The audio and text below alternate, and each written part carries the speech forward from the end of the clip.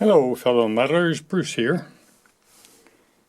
Well, I guess we could call this the tale of four Rivarossis. Over the years, I picked up, looks like, a total of four of these little Dockside Switchers made by Rivarossi. Different vintages for sure. The two most modern ones are these two right here. They're twins, both lettered for the Baltimore and Ohio. This one has one of its front steps still on, and the other one has both off. I'll probably remove the other one on here too. And both of them still have their rear steps on, so yeah, let's see. Rivarossi's not my favorite locomotives to work on because of their pancake type motor that is not friendly to disassemble.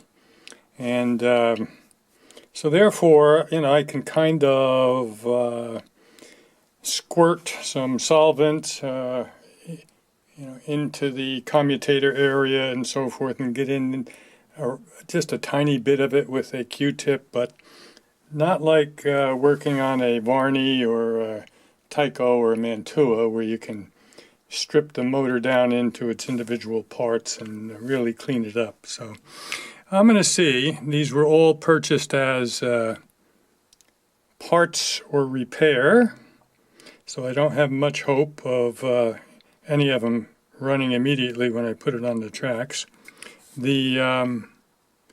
In some cases, it might only be clean up the wheels and the contacts, and like I said, give the motor a good squirt with a cleaner, and do what I can with a Q-tip.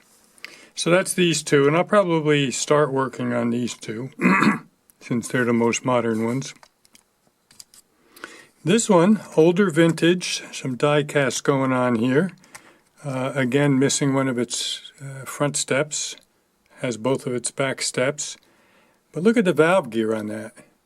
Yeah, this is quite the upgrade from, what's on these. So this one I'm hoping I can get going. And somebody's messed around trying to get front and rear couplers on. Jury rig something, so I have to clean that all off and figure out how to get my couplers on and see if I can get that one running. But that one is certainly an older vintage. In fact, on the bottom, the two new ones say Rivarossi written out, and this one says RR Italy. So yeah, it's Rivarossi, but again, older vintage. And then there's this one. This one is got a cab forward addition to it, certainly aftermarket, I think, but yeah, I grabbed it when I saw it. It came very inexpensive because it is missing a few things like everything in the front, but if you're running it this way, it doesn't look so bad. And yeah, I'll play around with that, and hopefully I can get that one running too. So yeah, as I said, this will be the tale of four Rivarossis, and I don't know whether it'll be one single video or not. Depends on how long each one takes me to get it running. So alrighty, follow along. I'll come back when I start working on these. I have the first Rivarossi out here working on it. I tried putting my power to the wheels and got a little burp and not much else. So I took the boiler and cab assembly off, and it's plastic, but it's got a good size weight in here. Again, to disassemble it, same as a Varney or a Tyco or a Mantua. It's just a single machine screw up through the cylinder casting. And you've seen me talk about this before. Once I take those off, these cylinders come loose, and the connecting rods come out and everything. And I don't want that, so I want to put a nut on the end of that. But unlike a Varney or a Tyco or a Mantua, the screw that was holding it on will not accept a 256 nut, probably a metric thread. So I just took out of my collection, and if you do much work on locomotives, you want to get yourself a set like this. This is a variety of 256 machine screws and with a Phillips head and nuts to go with them, and they're lifesavers. So I just took a very long one of those and put the nut on it, holding it in place. And I can see why this was a non-runner. So one side of the motor is fed by these wheels, which pass the juice right up through the underframe. So it's just passing through the axles to the frame to the motor. And the other one has a set of wipers on, and I'm hoping you can see these wipers. Let's see. Here they are right here. So they are not, this one in particular, not touching the wheel. They need to be adjusted, and I think once they're adjusted I'll be okay, and clean the wheels. So I will put some juice directly to the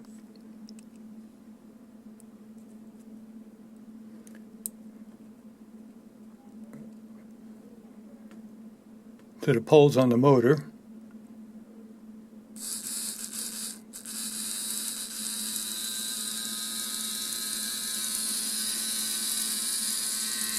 And there you go. So the motor's good, and I think what I will do is leave it run, and while it's running, hold a piece of Teflon right to the wheels and see if I can clean them up that way.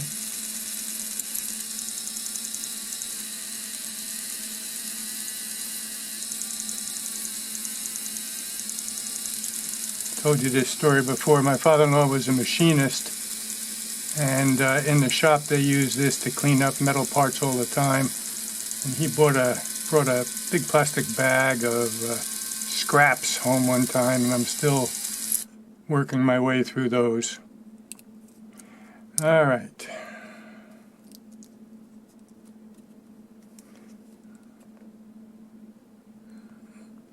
See how those wheels look.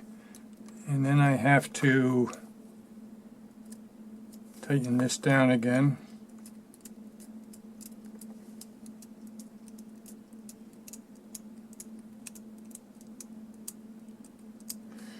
All right. Now I have to work on those wipers. And hopefully I can do it by just rebending them a little bit and getting them in place.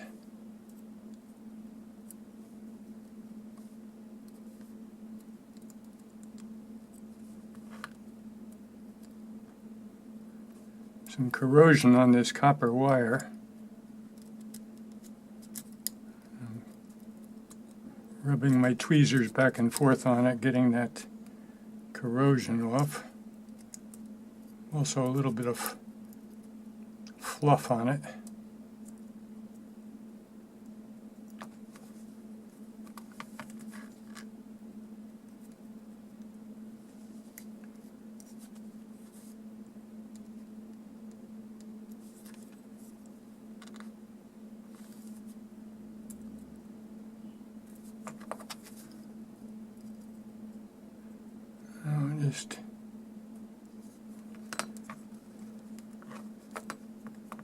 I bent those so it looks like they're making contact. Let me see if I can get this running now.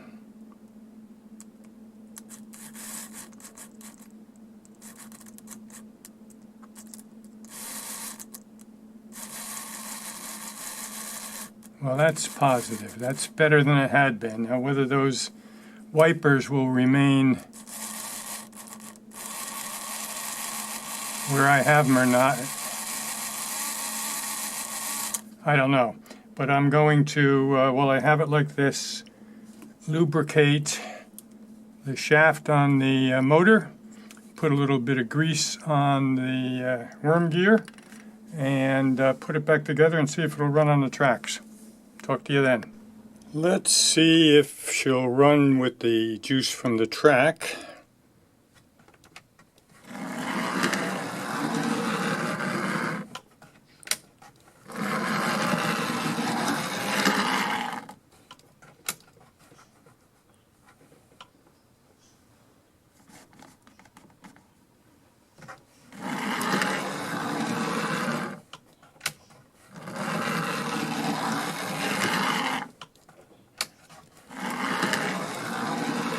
Well, I will call that at least partial success.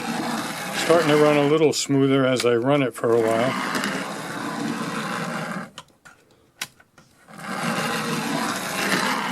Alrighty. So, number one, at least in the running situation now. Let's see if I can get number two going. This is the second of the 4 Rivarossi Dockside Switchers. This is the newer one, newer model like the first one I fixed. No steps in the front. Let's just see if there's any life when I put leads onto the wheels. Well, nothing there, but this one has a front light. Let's see if I can show you that. The light goes on. I think you can see that. Let's see. All right. So there is some power going through here. I am going to carefully, since there is a light, that means there's a wire feeding that light, carefully take the shell off and get down and see what's going on. This one looks like the wipers are on the wheels, but we'll see. Okay, I'll be back. Okay, the shell is off the second of these Rivarossis, and this is nice. You know, when you take a shell off that has a wire going up and feeding the headlight, often the wire is soldered to one of the terminals on the motor. This one has a, as you can see here at the bottom, it's got a, what's the right term for it? A terminal that will go into this, a pin, right? That'll go into this hole that's also holding the wipers on. So that conducts electricity, and that's going to be one of the poles of the light. So it's nice to have that pin on there. I have not yet tried to apply juice to the two brushes on here to see if I can get it to run. So let me try that. I have my replacement machine screw up front here holding everything together. And let's see what we got.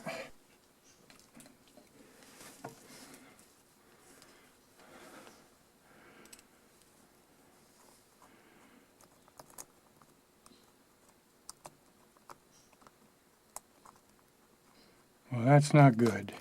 Oh, that's better.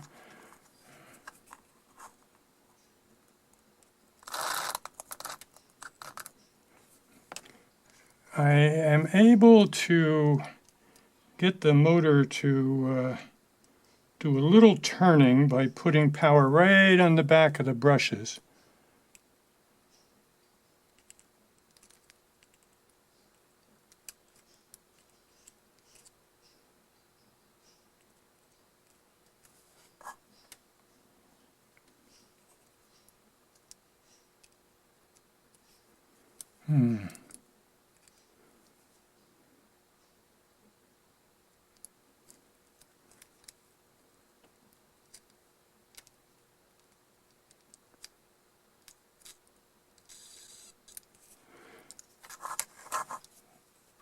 Not the greatest. All right, let me play around a little bit with some lubrication and some cleaning here. Oh, I see this magnet is a little misplaced. See what's going on with that. All right, let me just see what's going on here. I'll come back in a little while.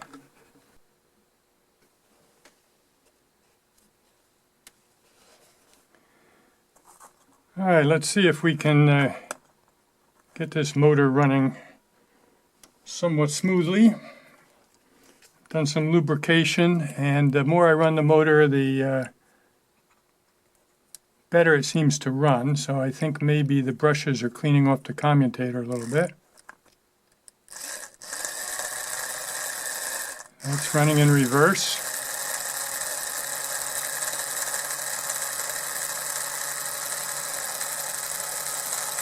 And now I'll switch it to running forward.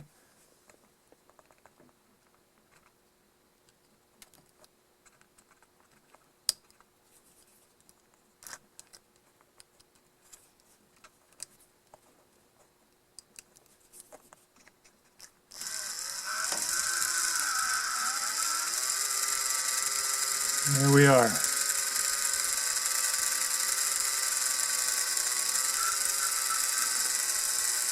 All right, I want to clean those wheels and clean the wipers. There's a little bit of fuzz accumulated on them and a little bit of corrosion.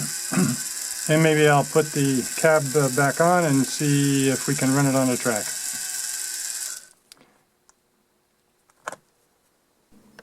Time to see if the second Rivarossi is running now, using the juice from the tracks.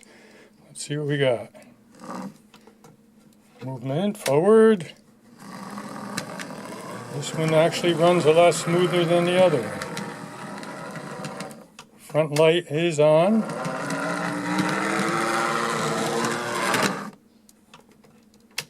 Yeah, this one definitely runs smoother than the other one. All right.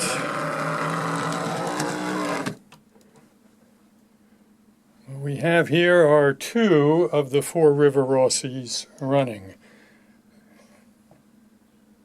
Of course, I would say they're the least interesting of the 4. We have the older one, die-cast, fancy valve gear, and the other one is with the cab forward attachment on it. So we'll get to those, but for now I think I'm on to another project in the meantime. So let me just finish this video up by saying, as always, if you enjoyed the video, please give it a thumbs up.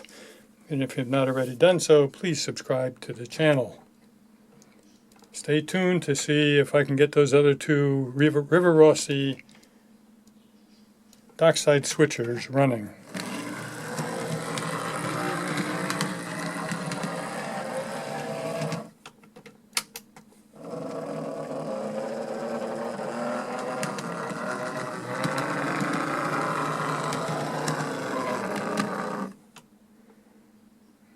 Talk to you again soon.